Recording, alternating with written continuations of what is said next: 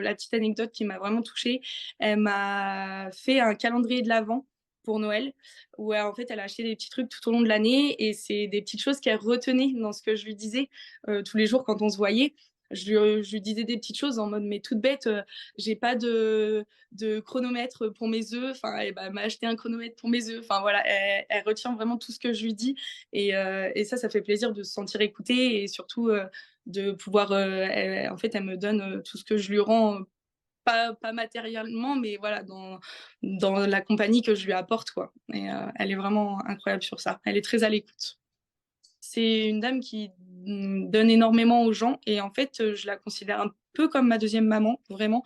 Elle a toujours les bons mots pour, moi, me remonter le moral, même dans mes études, tout ça, elle l'a toujours eu.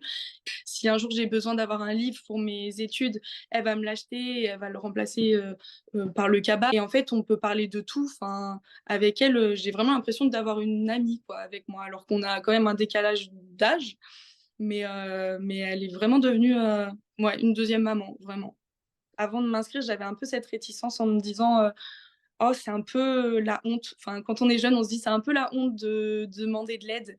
Mais en fait, si ça peut juste te permettre de vivre mieux, on peut pas faire pire, que la vie d'une étudiante qui ne touche rien. Donc si ça peut te permettre de vivre mieux, fonce,